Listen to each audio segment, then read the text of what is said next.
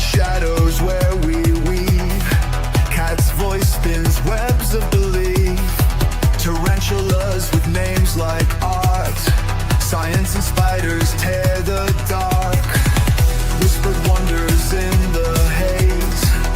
Youthful minds in their gaze. Spreading vibes across the air in this web. Nothing compares. Web wonders casting spells where dark truths and lightness dwell. Teaching youth the planet's lore. Spinning webs forevermore.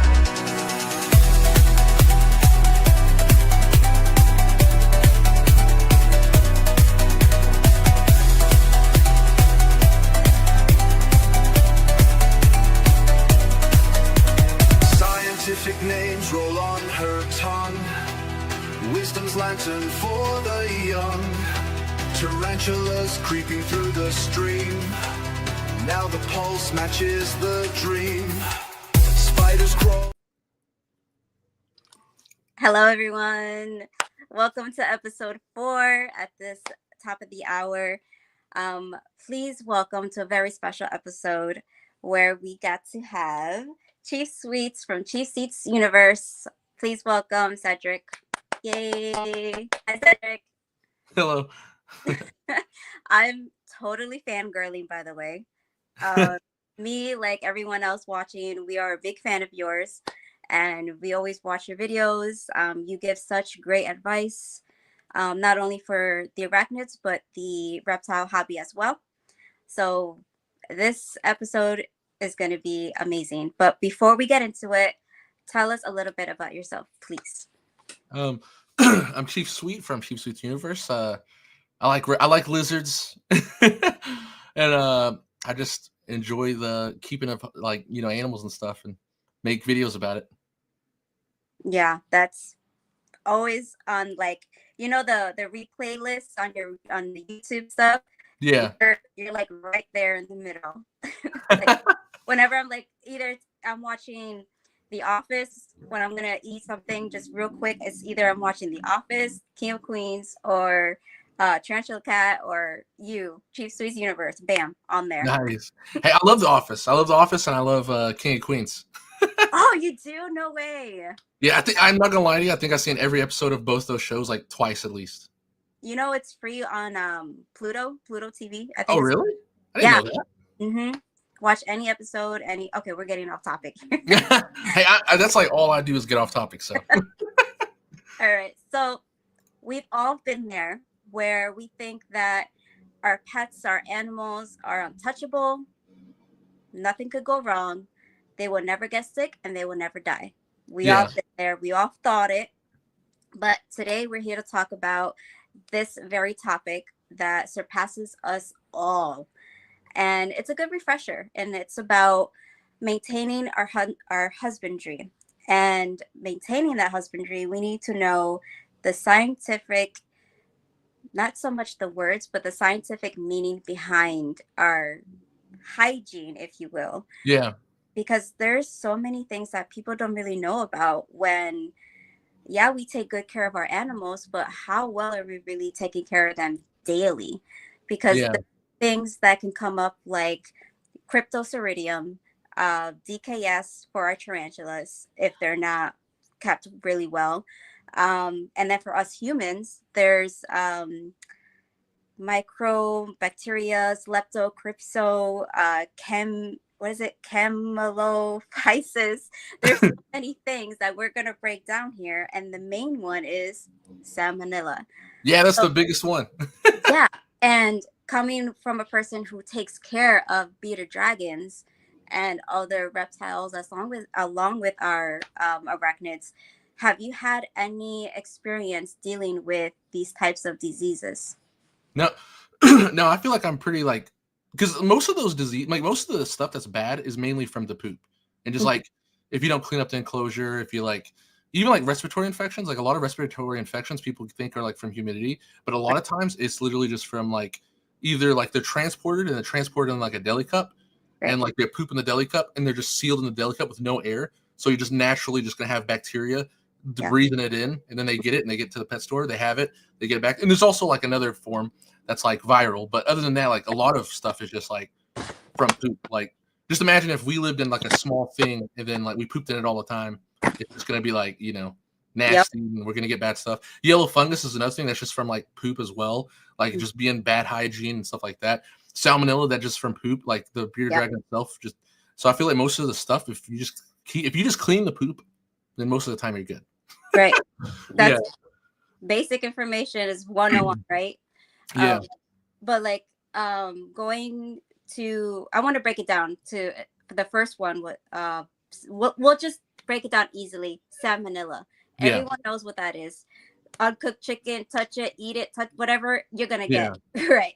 But when it comes to our hygiene care for our animals, that's where it gets a little tricky when people think, oh, nothing's gonna happen. No. Everything needs to be cleaned. Everything needs to be sanitized, whether it's vinegar, part water, spray it down, wipe it down, using their pair of tongs. Yeah, the tongs. Yeah, use different pairs. Like, for example, a lot of people don't know this, but if you have a lot of reptiles and there's a reptile that you have that's either sick, you don't want to contaminate your pair of tongs without sanitizing it. Yeah, that's like a big one actually. Like I could talk about cross contamination like pretty heavy because like let's go. Okay, like so cross contamination to me is like I don't worry about like salmonella or any of the other stuff. Like I mean maybe like what's it called? There's like a type of respiratory infection that's like pneumonia, and it's called like myso. And then like that I worry about if like one of my animals had it. Like I had a bearded dragon I got from a breeder that was like just kept horribly, but when I got it, that's what he had. So he didn't have like a regular respiratory infection that was just like from bad care. He had one that was like turtles get it, and like it's something that could live with for like a long time. Like it could just be like a constant thing. So I got that, and I keep him in a separate room just in case. I'm like, what if he still has it? It's just lying there dormant. But cross contamination, like that scares me so much because there's a lot of species in the hobby that people don't know about, but like you cannot have them touch each other. Like bearded dragons and I keep uromastyx and bearded dragons. Like I keep them in like I don't ever want anything to cross contaminate because bearded dragons have this bacteria called D. agamarum, and it's like if it gets on a uromastyx, it will just like eat the flesh off like it'll just start eating their like skin off. And so like nobody knows that. Like nobody even knows that exists, but like that's a huge like I feed my uromastyx first and then I feed my bearded dragons because I'm afraid like what if he licks me because it's still in their saliva. Yep. So what if he licks my finger and then I touch it, or I go in the bag after he licks my finger? Yeah. You know, and I'm always like super. And after I feed my bearded dragons, I wash my hands just to make sure, like, because there's people don't even know that exists. And like, I was watching this one video by Clint. Yep. And he had a uromastyx and a bearded dragon in both hands, and I was like, "What is happening?" Oh no. Yeah, but he doesn't like if you're not like into uromastyx and stuff like that, then you wouldn't know about it. But like I'm super into uromastyx, so like I know about it. And so like I've had people who like, and then if a uromastyx gets D. agamarum, it is like, I don't want to say it's a death sentence, but man, like it's I never had it, but like I know people who've like asked for help, and the vets had no clue what it was.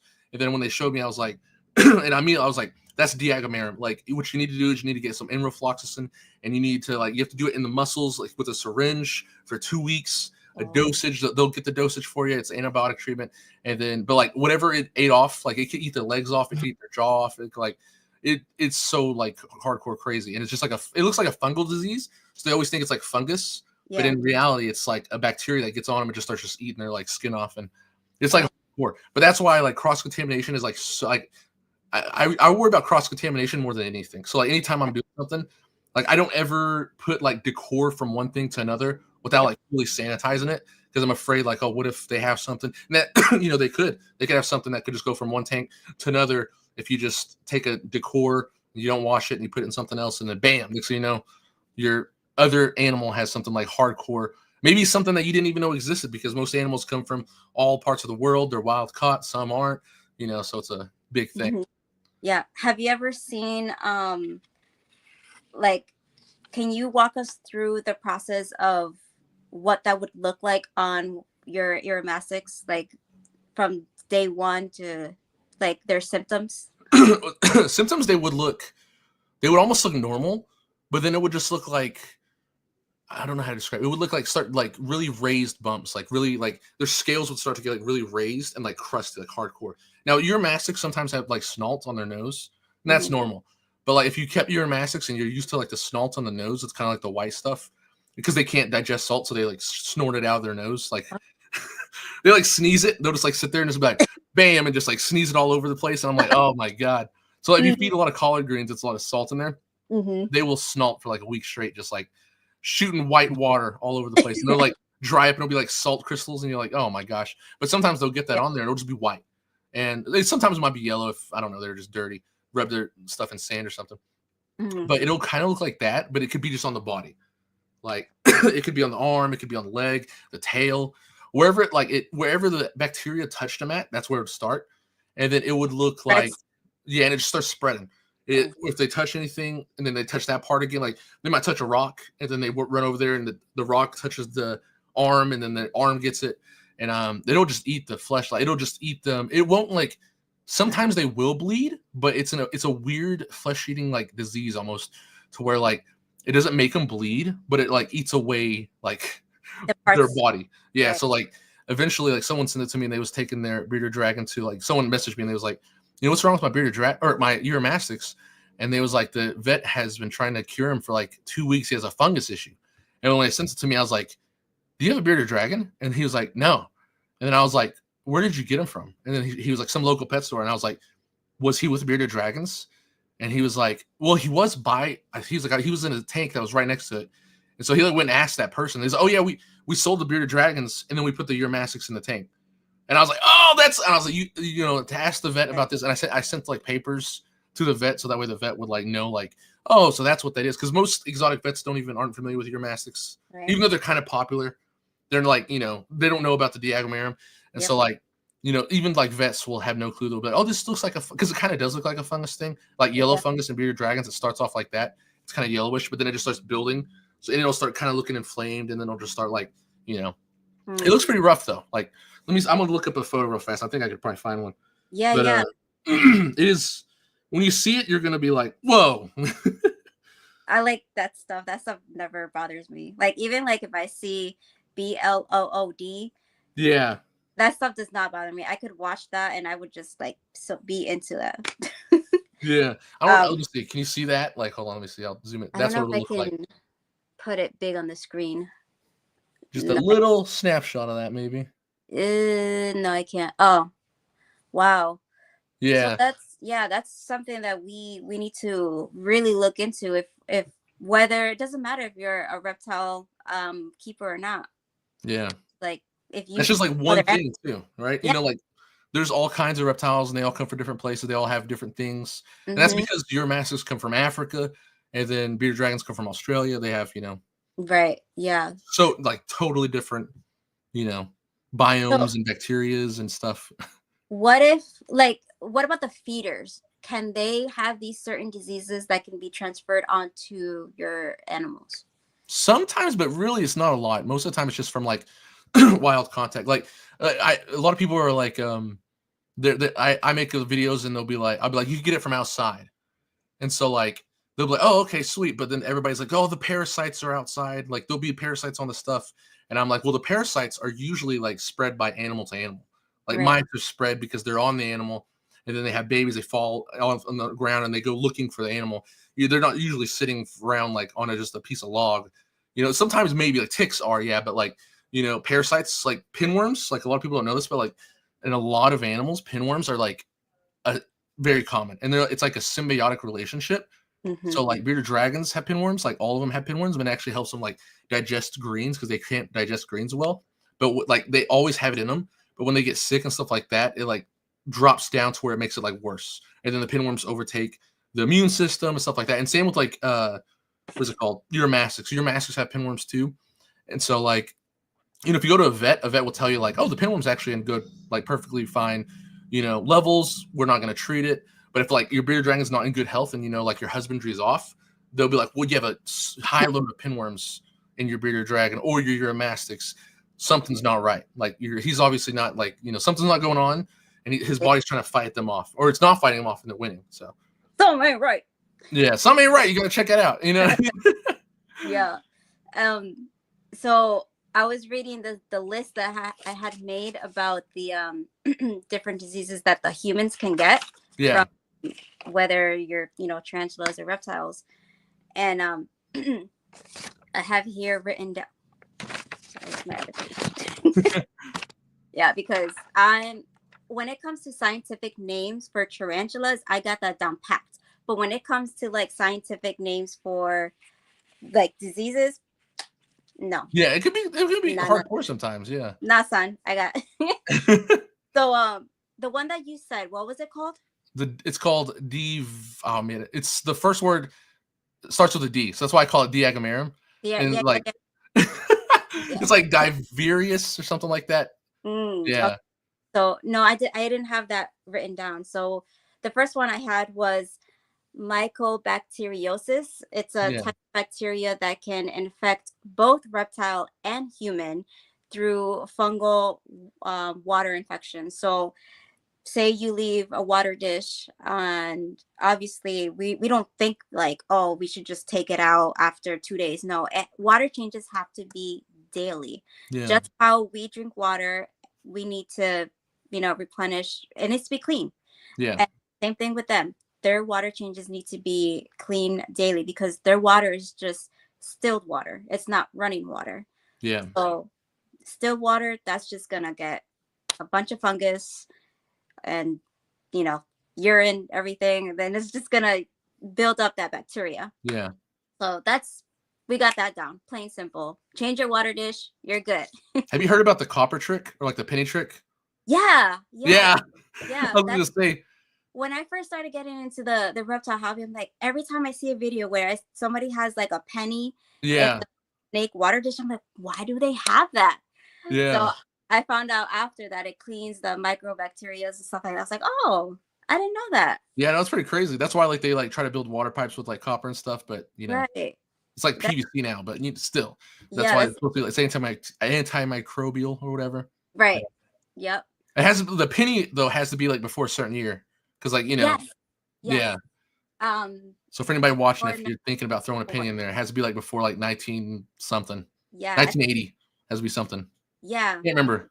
Maybe it's 1964. I don't know, because my grandfather, he would use pennies for everything. Like you got like a sore ache or something, you could put some Vaseline and put some pennies on there. You'll be good. I'm like, oh, dang, that's crazy. Yeah, my Filipino grandfather. Oh. Anyways, so the next one is leptospirosis. It's feces, aka poop and urine. So I actually found this out when I took in Rocco, my veiled chameleon. I was doing all the information that I could on him.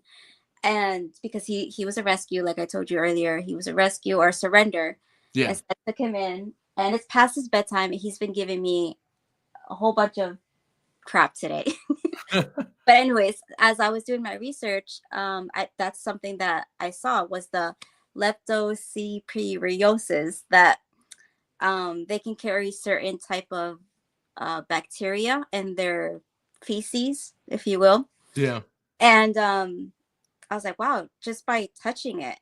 And like, obviously you want to wash your hands afterwards, but not a lot of people would think, oh, it's just, dry poop.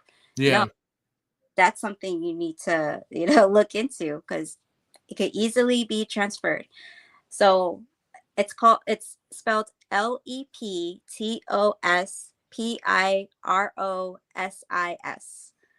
So write that down, people. Yeah. I can never say them. I'm always like, there's this like S word letter that's a scientific name, and basically just don't do this. Yeah. Yep.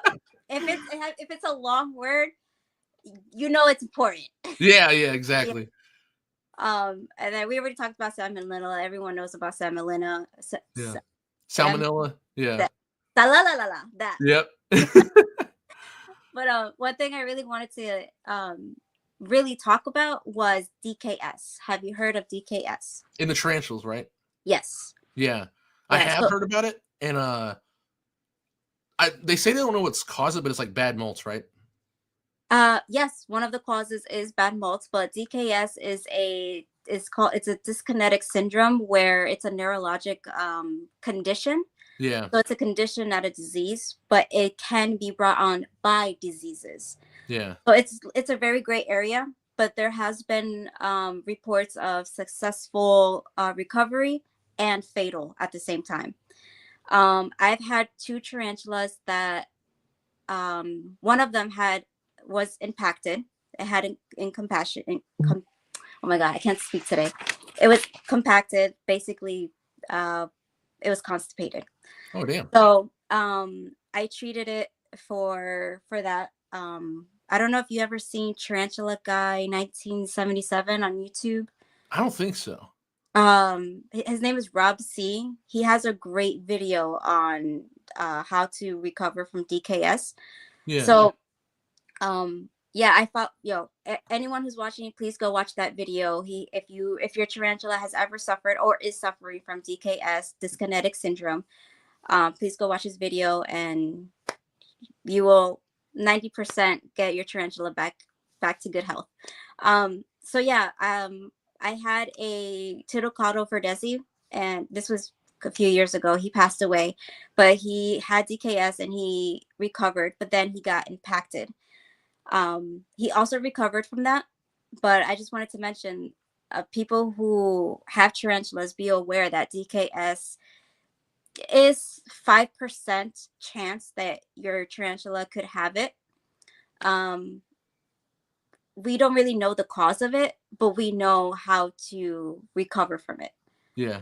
Yeah. So if I don't know if you've ever had that experience. No, I never had that either. Yeah. But I heard some people in Germany said it was like from bad molts. Like they had it and then they like molted in like a very humid environment, and then they like came out of it like perfectly fine. That was like reports. I don't know if that's true or not, but that's what I heard. And I was like, I could see that happening, because like, I don't know if it is or if it isn't, but I feel like during the molting process, it's like such a, like if you don't have a good like human environment, not only DKS, but you could have just like broken limbs, like their limbs could just get ripped off, their teeth could get ripped off, or their fangs could Yeah. get ripped off, and like there's so much that problems that could come from that if that because tarantulas work like a hydraulic system, like Yeah. so like maybe if they did like break something and then like their system's like messed up, and that's why they like kind of have those little fidgets or neurological problems, is like maybe something got messed up when they came out and it was just too dry, Yeah. because I feel like that's a thing too. Like a lot of people keep like, I always say like people keep like a lot of lizards and like reptiles and even like tarantulas like really dry. And Yep. I'm like, when I go herping, like I go herping like all the time, like every year. And every time I find lizards or tarantulas, and like I live in Oklahoma and like it gets really hot too. But like even if it's like super dry, when I like lift stuff up, where they're hiding at is like super humid. It's like moist soil. Lizards are hiding in moist soil. They're not like out in the open where it's like bone dry and the ground is all cracked. And I feel like we like keep them in such like dry conditions. I feel like dry conditions actually lead to like a lot of problems, Yes. I'm always like, I always like moist soil. And even like for my bearded dragons, I'm like, I spray my tanks like it rains sometimes, because that's what in the wild bearded dragons experience rain. Even though it's a desert, they have a rainy season, and they actually come out and like drink, like drip, they like come out and stand and like lift their tails up and then like kind of let the water like run down and drink it. It's a weird thing. But like, people would be like, it's killing them. It's going to kill them. It can't do that. The human kills them. And I'm like, it rains in the wild, guys. Like, I hate to say that. Yeah. But it does rain in the wild. Yeah. And Let me show they are you. used to it. I want to see that veiled chameleon back there. Oh, you see him? I'm trying to look for him. It's like, where's Waldo? Oh yeah, he's hiding behind this leaf here. Can you see me? Oh yeah. He's right there. Oh, he's good at hiding, I'll tell you. Oh my gosh, he's been so naughty today. Okay, I wanted to show you a quick example of the water thing. Yeah. This is my Gramasola pulchra, the Brazilian black lab. So this is what I'm talking about, or what you're talking about. See, the top can be dry, but the bottom, if you can see, is moist. Yes. So I always pick one corner, one side. When I'm building the enclosure up, he needs to mold. He's miserable. But hold on. So I always use when I'm building the enclosure, I spray the bottom down first, and Yeah. then put a little bit of like a one layer of the substrate, and then I start building it up, and then I do the middle layer water, like one side, Yeah. and then I put the top layer of dry substrate, and it works out perfect. So then when that dries out, that's when you know it's time to replenish that area so it could be stayed so it could stay humid. Yeah. That's what's been working in my area. Yeah. Now, the way how you would do it, or anyone else watching that they would do it for them, for their tarantula, you have to really be mindful of what region you're at. Yeah. Yeah. Right. Right, it could be it's working for me for where I am, but it doesn't mean that it's going to work for you where you are. So just be Yeah. mindful of how people are going to display, or where you're going to have your tarantulas. But what has been your, how should I say it, your success in keeping your tarantulas in your area? In my area, Yeah. I feel like I just do deep substrate. But lately I've been because I was gonna start a tarantula channel too. Mhm. But like I've been really wanting to like mess around with like a new substrate because I've been using like the same substrate for a while, and like the substrate in the wild where I live, because I keep a lot of stuff that's like kind of desert species, Yeah. like what's it called, the Phonoplelma hensi. I Yep. like the Phono, even though that's like the most regular one. I love that. I love that species, Actually, and and then I like bred that one recently. I bred a you so did. yeah, and I was gonna make that a video. I recorded the whole process, and I was gonna make that a video, and I have not edited it. I have Yep. not put it out, and it's just there. But I was gonna put that on my new tarantula channel, but someday I will. But I was thinking of making like a new substrate that is more like kind of clay based, right? Yeah. Like because in the wild, like when I'm always like looking at like dirt, like okay, what is this dirt like here? And so like some of the desert species, I noticed theirs is more like sandy clay, Right. and I was like, I really want to like experiment with some sandy clay, and then like kind of make the top a little bit like where it can dry out, but the bottom, the sandy clay is like kind of very moldable. So if they wanted to dig and like go underneath there, I've been wanting to like experiment that like pretty hardcore lately. Yeah. So have you had any egg sacs or no? Yeah, I had an exec and I had babies, and I already sold all the babies, but like yeah. Oh, I missed it then. Yeah. Well, it's been like I'm really bad about like recording videos and like Mhm. never posting them. So this was like it's been like 3 years maybe. Like Oh, like I think I had the exact like a year and a half ago maybe 2 years ago. oh wow. Yeah. Oh, And then they like already like I had them for like 8 months maybe, and then I sold them all off. And I oh. just finished selling. It took me a long time because there's so many, but I finally sold off my last ones like in March this year. Wait, is it just me, or am I just looking at myself? Oh yeah, I didn't know what was going on. I was just vibing.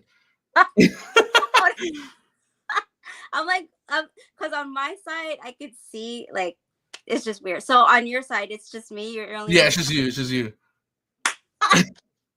All right, hold on. I was just vibing though. I was just like, hey, I'm. There you Oh, go. there. Oh, yeah. I was just vibing. I was like, hey, it's a podcast. They could listen. I'm here like trying to work this thing. Like, all right. Yeah. So how many tarantulas do you have? I have 32 tarantulas right now. 32. And do Yeah. you have a favorite? Yes, I have my favorite tarantula of all time is the Brachypelma smithi. Okay. Can you, in your experience, can you tell which one's which, between Hamori and Smithy? Yes, like side by side. Yeah, I feel like Yeah. at first I couldn't, and I was like, man, they're just like making this up. Like they look exactly the same, but like after like a couple of years, like I'm like, oh yeah, I can see it in like just their Yeah. body shape and stuff. And Yeah. even like the Faunopelma hensi, and there's the Faunopelma, was it the Anax? Or I can't remember. Yeah. Annex. Yep. Yeah, Anax. I could tell the difference between those two. Yeah. But like I'm very was it New World? I like New World species like a lot. Old Mhm. World species, I'm like, they're okay. I know like tons of people love Old World, but I'm Yeah. like, that's okay. Yeah, there. Yeah. But Yeah. I'm more into old worlds, but I do have my soft spot for my new worlds. But Yeah. in your region, what do they call the Hamori or the Smithy in your region?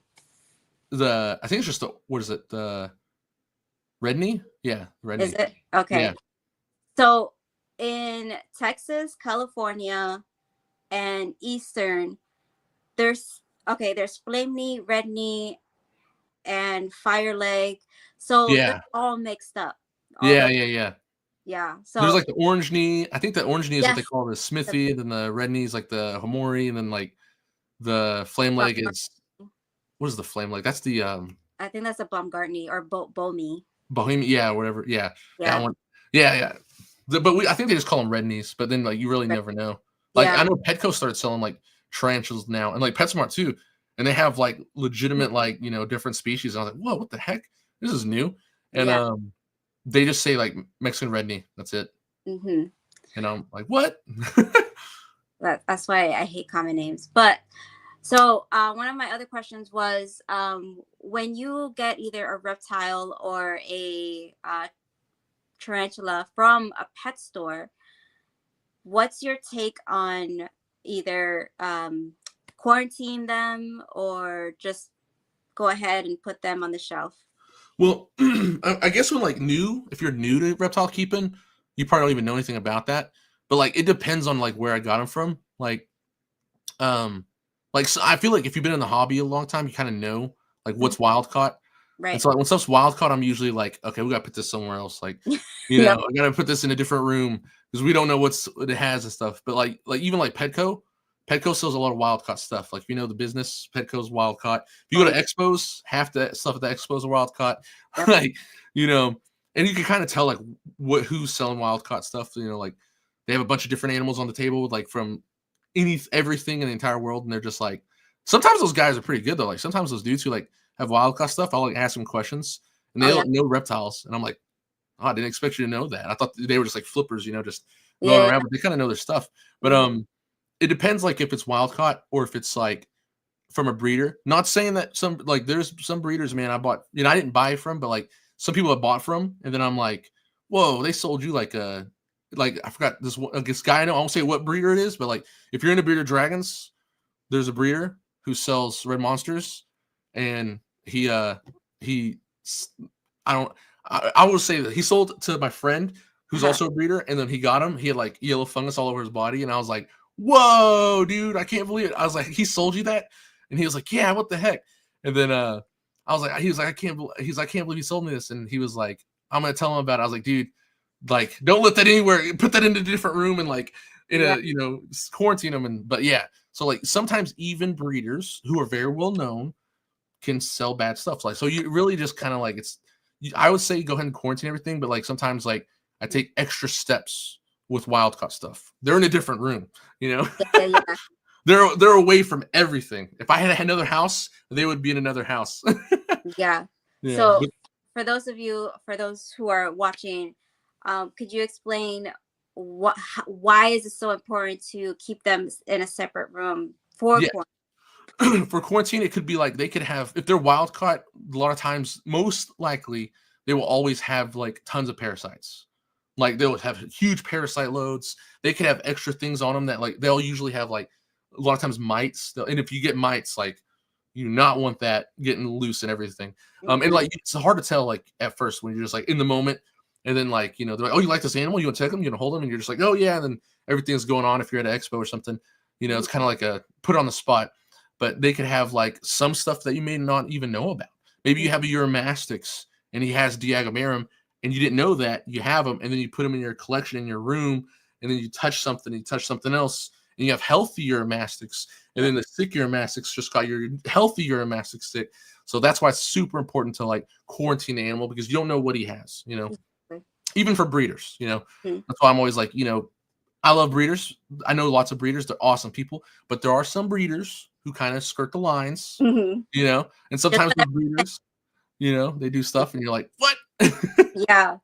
And so for us humans, when we go to an expo, we don't really think about this, but have you ever gone to an expo and there's a really, really good vendor and he or she says, oh, put some hand sanitizer before you touch this animal. Yeah. That is a really good breeder or vendor because Yes. they know what's up.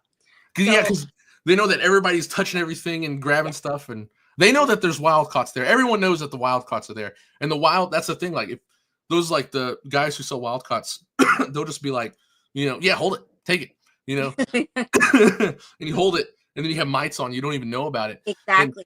And that's what's scary. That's why I say like I want it in another house, is because even if you take precautions, like say a mite gets on your shirt, yep, and then you hold it, and then it just falls right on there, and it's just like bam.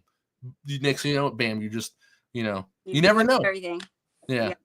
And you don't really realize it. You don't realize it. And it's that easy to be transmitted. It's like that thing that the human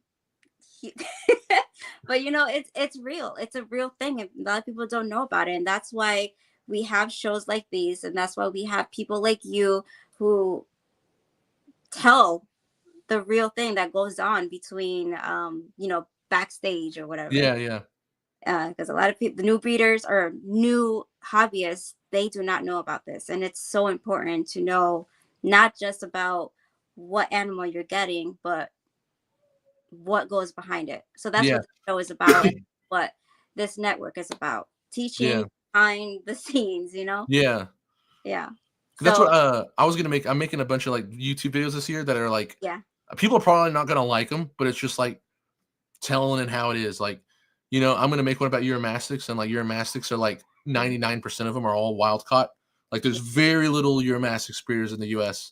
Wow. And so like I'm gonna explain it and explain like which places sell wild caught, what do they look like when they why 99% of people when they get them they die, why they die. And then I'm gonna talk about PetSmart and Petco, and like those are gonna be like 2 videos I'm working on, and like show like where they get their stuff from, why their stuff is the way it is, and so the behind the scenes of that too. Yeah. Let me know. I'm gonna put my notification bell on. Watch that. So June 10th, I'm having a guest come on. She actually works at Petco, and so she's gonna tell us her experience and what people need to know before and after you go to a Petco, or even considering buying from Petco. Yeah. It's a very great, morally gray area. Yeah, that's what the video is going to be about. It's going to be like the ethics. Like, what are the ethics? Because a lot of people get mad at me for like saying like, oh, if you go to PetSmart, this is what to buy. But like in my mind, it's good. It's good ethics to teach people, like, because we can't just like sign them off and be like, don't shop at Petco, because people are going to shop at Petco. Like, you could say anything. Like, there's a reason why they're the #1 pet store in America. There's a reason why PetSmart is like opening new shops every day. Because I didn't shop at Petco for like 10 years, and like 10 new shops opened around in my city. And I was like, what is going on? Like this, if you stop shopping at Petco, their business model is like new keepers. That's why they only sell starter kits. Like they don't care if you stop shopping there. It's like a revolving door of just new people coming in. So like my mind is like, I want to get this info to people who are thinking about it, who just showed up. Yeah. And like so happen I get on their feed and they're like, oh, I just got one. I had no idea, no idea about this stuff. So like some people get mad at me for saying like, you have to go to Petco or PetSmart, get this there. This is the good stuff. Stay away from this. And then they're like, you shouldn't be promoting. Yeah. They're like, you should be promoting Petco or PetSmart. I'm like, I'm just trying to help people. Ethically, for me, I feel like it's good that we educate those people instead of saying like, no, and not educate them and then let their animals have like bad lives or, stuff like that. Yeah. And you have a video from a few years ago saying how the care sheets are not that successful or actually accurate. Yeah. That is true. That is very true. So that's why, like what we're talking about today, that's not on the care sheet. Yeah. At all. And then they wonder what happened to my animal. Well, it's because that you didn't read or through it, or you didn't really get into the deep dive of taking care of your animal, what's going on behind, the doors. Yeah. That's why we have people like you and me and these shows to get that out there, Yep. So I really love that video. So I saw that you, and with your Uromastyx, how many clutches have you brought out? I got like so far one last year and one this year. Okay. Wow. Yeah, because I just started. Like I actually just got into your Mastix around Corona time. I was like strictly more like bearded dragons and stuff. Yeah. And then like Corona time, like everybody was like going into like hobbies and stuff. And then what's funny is I actually got into tarantulas 5 years ago. Like I was never into tarantulas. Like, well, it was maybe like 6 years ago. Like 2018, 2019 is when I started getting into tarantulas. Oh, Yeah. I thought it was the other way around. No, I was super into reptiles, and then I was like I was actually terrified of tarantulas. Like, yeah, like when I got my No. first tarantula, I actually was like I couldn't sleep at night. Like it was in my room, and I was like Nightmares. yeah, I was like I literally couldn't sleep. I like woke up and I was like I have to put this on my porch. Like I can't sleep with it in my house. I have to put so I put it on my porch, and it was shaded though. Like it was totally fine, but like I just put it on my porch in the morning, and I was like I'm gonna sleep for 4 hours and wake up. And so I did that. I was so terrified. Like I don't know why. But I was like, I was like waking up like every hour, like, what if it got out? What if it got out? But I was so confident. I was like, yeah, I'm gonna get into tarantulas. But I got into tarantulas because of Exotic Slayer. Like I started watching his videos on YouTube. Yep. And I didn't even know reptile YouTube existed until like 2-3 years ago. Well, 3 years ago, yeah. So I didn't know people made reptile videos on YouTube. But I was like, I started watching Exotic Slayer. I forgot how I came across him. And then I started watching him, and I was like, man, I want to get a tarantula. Like.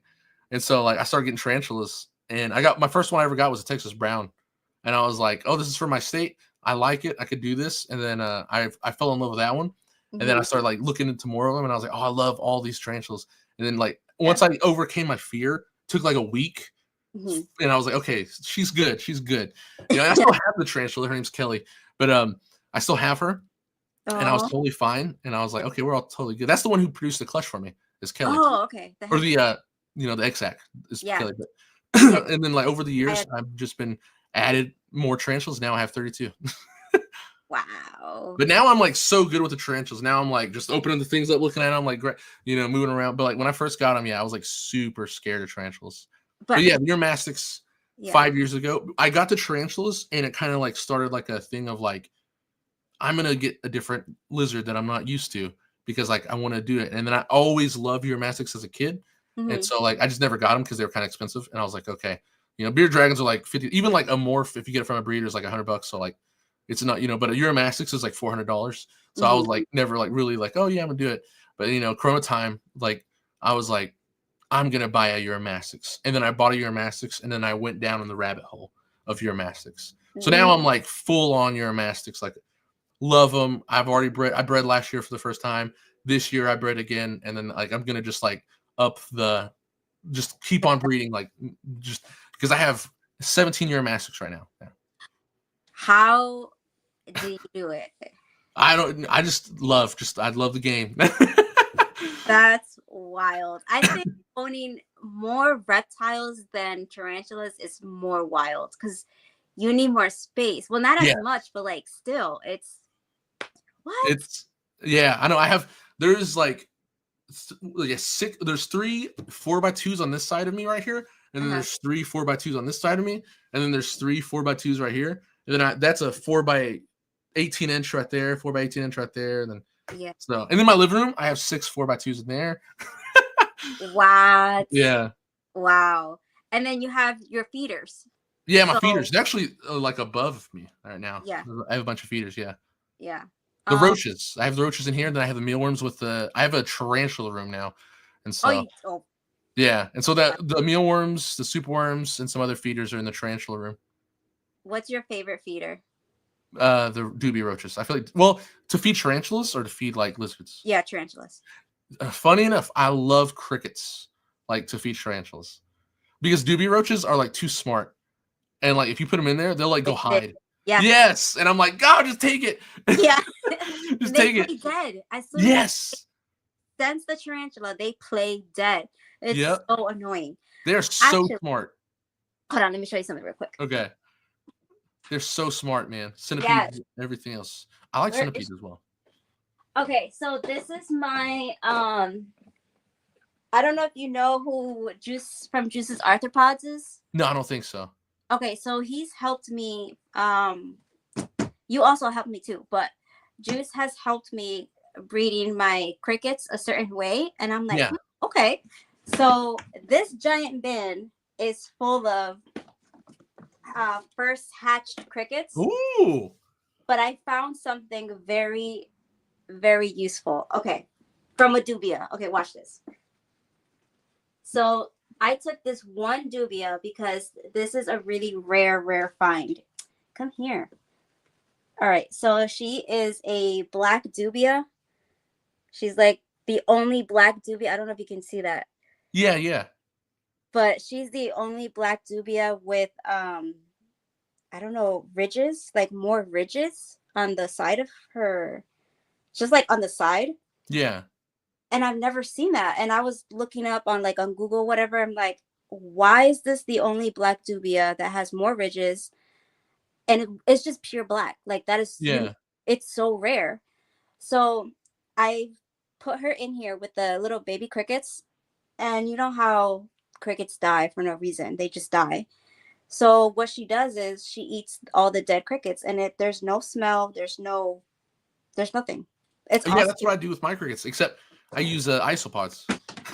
Oh yeah. Yeah, I use isopods in my cricket bins, and Yep. I don't have like I know a lot of people like have crickets that die off. My crickets, I swear to God, live forever, and I'm just like, when they get adults, I'm Yeah. like, please die. I'm like, they're so loud. There's like, Yeah. wah, wah, wah, and my entire house is just like, I feel terrible because I'm like, oh my God, it's so loud.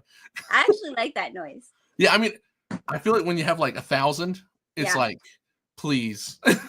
Yeah. But so you have hold on, let me just read through the comments real quick. Oh wow, I am so sorry everyone. I did not see all the comments here. Hi everyone. Hi Mass Bandit. Hi More Frogs.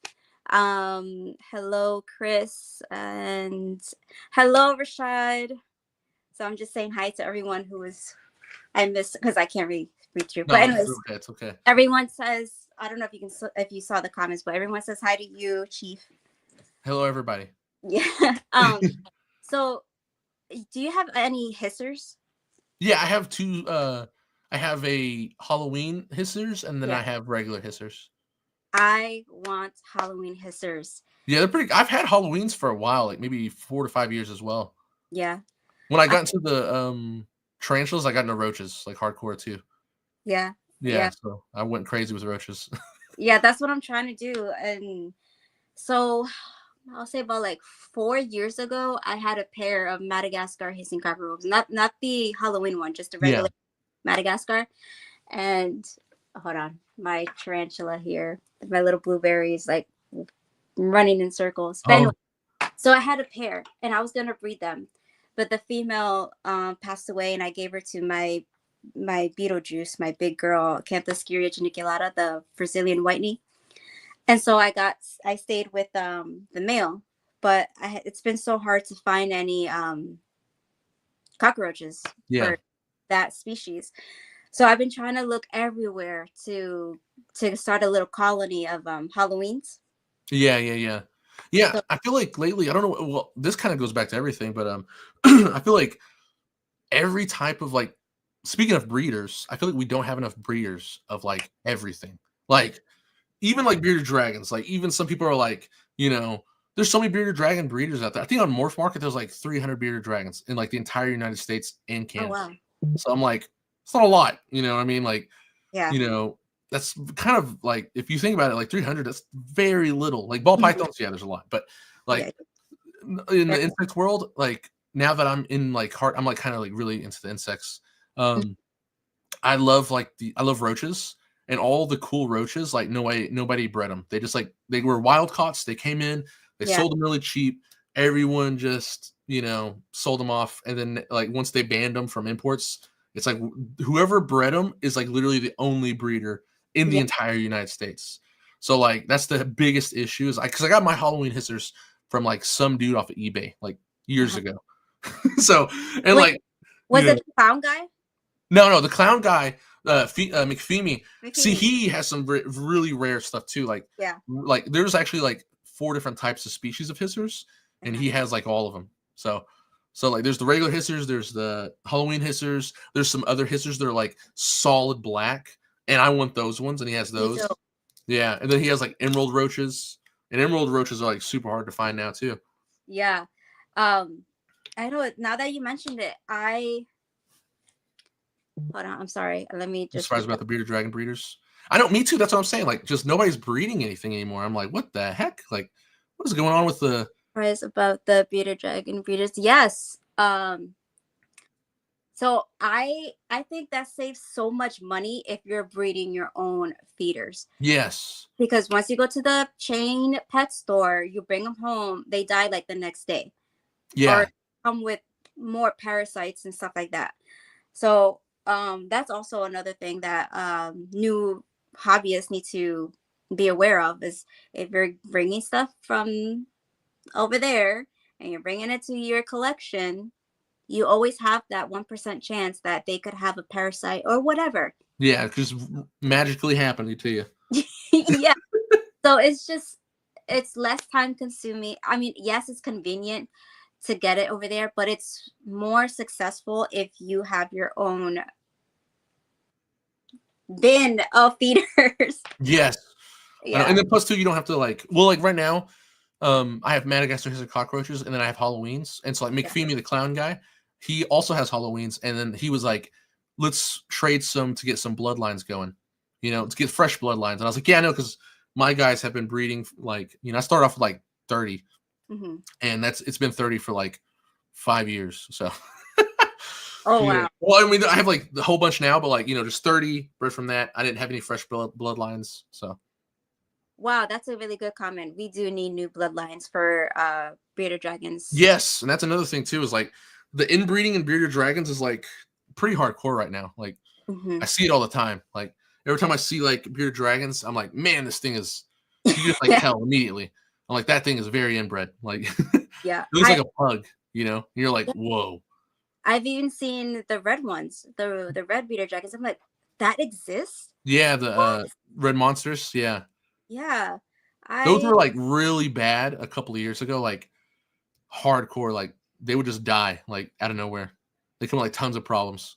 But they wow. started like breeding them with other dragons to get like better genetics. So now it's not as bad, but like Mm-hmm. maybe like 5 years ago, oh my gosh, Wow. like it was crazy. Like my friend bought one and he bought it for like $5,000, and it died like in 2 weeks. And I was like, oh my god. Wow. That reminds me, a friend of mine, he's into the centipedes. Are you into centipedes? I am, but I don't have any right now. I haven't had a centipede for a while, but I do like centipedes. It's Mm-hmm. just I was into millipedes as well, but like they're always underground or they're always like hiding. But some of the centipedes aren't, but like I just have never really jumped into them as Mm-hmm. much, you know. Yeah. Yeah. That's another thing that a lot of people look over is that's a pretty penny. Yeah, yeah, for real. Yeah. But what is in store for Chief Sweets Universe? Tons of videos. And I want to do like tarantula content, but I'm gonna make a new channel for that. I already have the channel. I Uh-huh. just have no content on there. Okay. Yeah. Is it called the same, Chief No, Sweets? it's gonna. I think I named it Chiefs Tarantulas. I think, but I don't know if I'm gonna stick to Chiefs Tarantulas. I might just like make an entirely new name up. It might. I think it's Chief Sweets Tarantulas. But I like I have that. tons of like tarantula videos I plan on making, like rehousing. Yeah. I was gonna review some enclosures for tarantulas and stuff. Mm-hmm. And but yeah, for me, I'm just gonna be making tons of videos this year. I'm like really going crazy because I feel like I really haven't started. Like I Yeah. have videos on my channel, but I really haven't like dug in, like really made to me, I feel like I'm just getting started on Okay. YouTube. So like I literally have a page of 300 videos I plan to make, and I'm just Wow. gonna just run through them. And for the tarantulas too, I'm just gonna just go through them and just start slamming them out. Yeah. Do you guys breed red runner roaches? Do you think they're any good? Wow, that's a really good question. So in America, red runners, it's a very gray area as well because they're considered to be, are they the German invasive ones? No, I don't think so. I thought Because you they don't see look like those. them though, and I think I don't like red runners, but and I don't breed them myself, but like they're an okay feeder. They're like the same as the other roaches, but Yeah. like people who do breed them say like it's like not fun, and I'm like, Yeah. okay. Because I think those are the invasive ones. Okay. I know Yeah. the dubia roaches are illegal in like Florida and I think Oregon Canada. now. Well, Canada, yeah, Canada, yes, Canada, yeah. Yeah. And so discoid roaches are not, but I have both discoid and dubias, and I'm Yeah. like, they're kind of the same. Not just Yeah. So I'm starting to breed the dubias. I'm trying to get the Halloweens. yeah. Breed those. I'm breeding the crickets. That's been successful. This is my third clutch. Oh, nice. Yeah. So yeah, I'm happy. I mean, That's pretty good. they've gone out quick because a lot of my arboreal tarantulas lay crickets.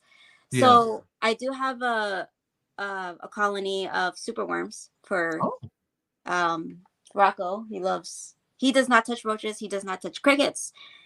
It's only worms. the veiled chameleons, they do love. I noticed that too. My veiled chameleon, she freaking. Oh, I see him now. I see him sneaking a peek.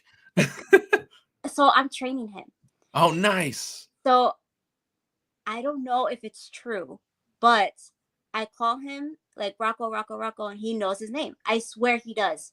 Yeah, I feel like people talk bad about like chameleons, and they say like they're super skittish and they're like very like I don't know stupid.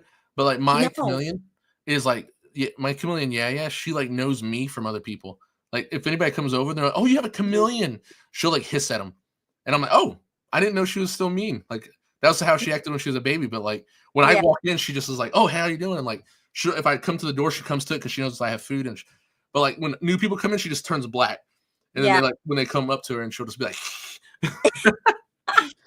Oh, I love that comment, by the way. Thank you. Yes, please check out Chief Sweet's universe.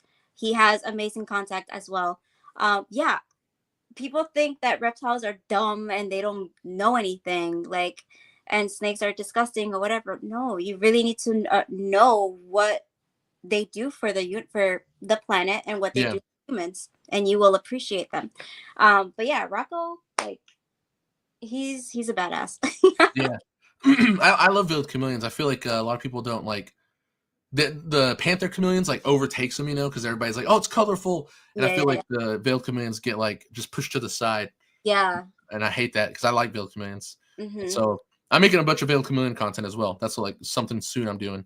Yeah. Oh, so because of your video on building the veil chameleon Yeah. enclosure, me and my stepdad, we're starting to build one for Rocco.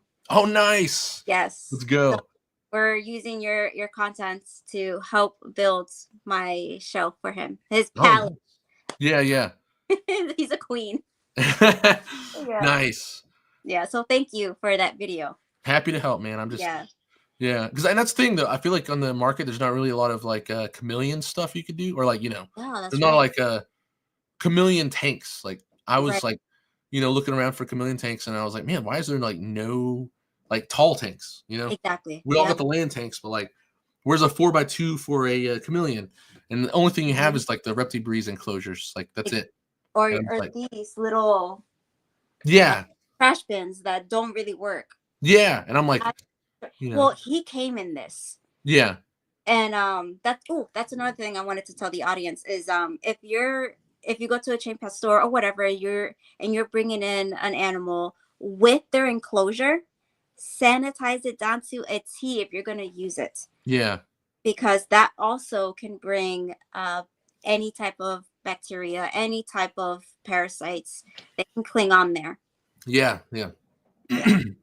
Let me just read that comment before we get off soon. Kat, I also what? Hold on, let me go back there. Okay, Kat, I also was recommended your channel really a couple weeks ago. I'm glad to see you're doing a podcast as well. Can't wait to see more of your content. Oh my gosh, thank you Let's so go. much.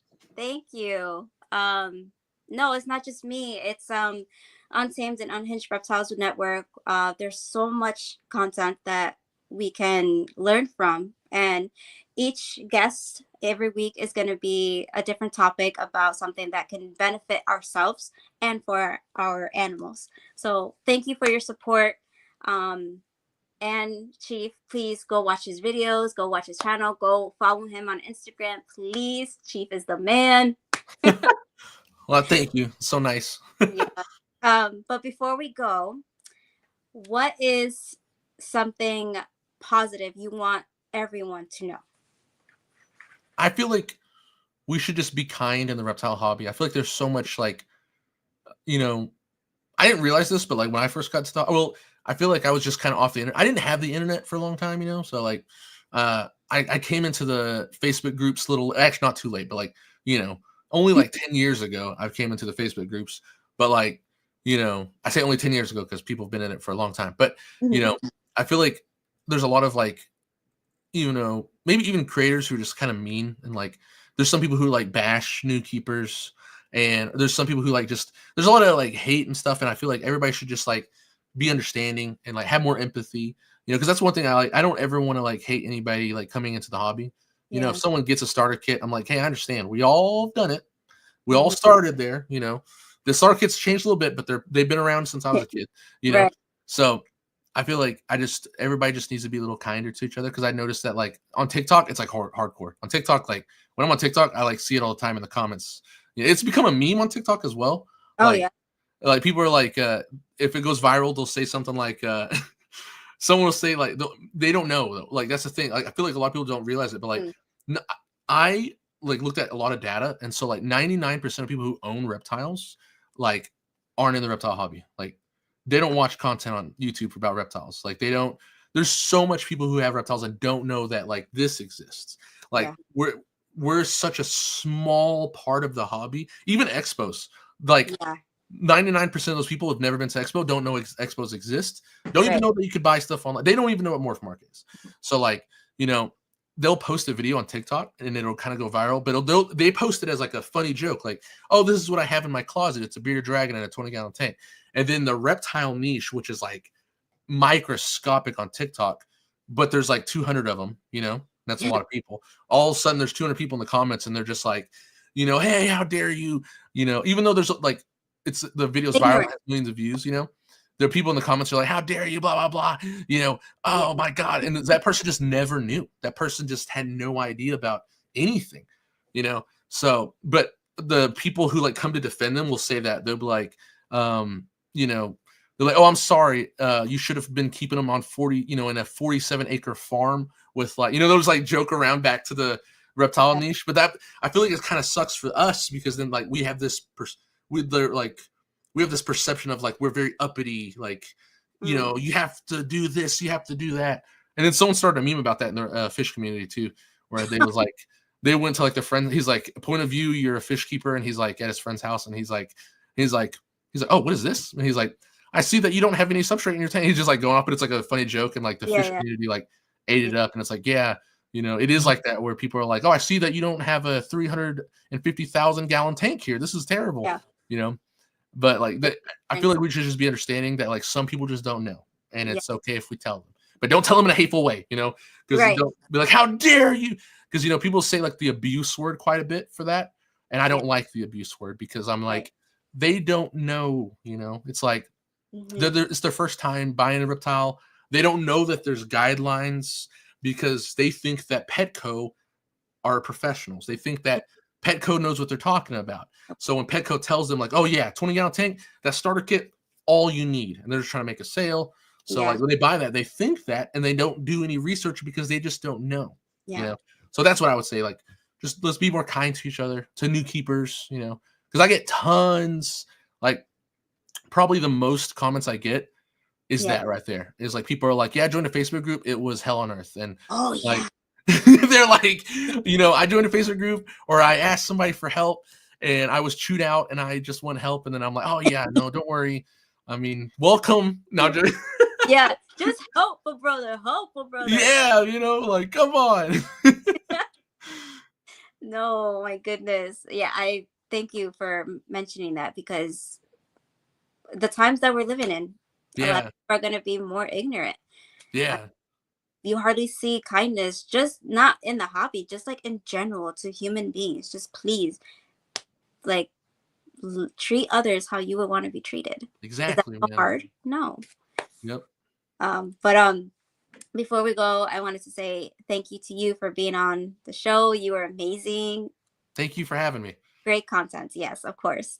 But I also wanted to Shout out to our sponsors and our friends watching. So shout out to Shipper Reptiles, Arc Adventures, Shed Outfitters, Cold Blooded Cafe, Hog Nose Hub, CNN Reptiles, and then to our friends who are always supportive. Oh my goodness. Okay. Arthropods, Caveman Reptiles, Epic Reptiles. Oh my God, my brain hurts. Tarantula Cribs. Just, yeah, everyone who watches and everyone who are in the comments, thank you for your support. You guys are always awesome. You're always asking for questions and always supporting, not just me, but everyone here in the network. So thank you so much. Please catch Chief Sweets on his YouTube channel, which is Chief Sweets Universe. Right. On everything. Yes. I claimed it on everything. If you look me up on Facebook, Instagram, TikTok, YouTube, I'll be there. Yep. And so always like, share, comment, and subscribe if you dare. So this was great. See you next time, guys. Bye. Bye-bye. In the shadows where we weave, cat's voice spins webs of belief. Tarantulas with names like art, science and spiders tear the dark.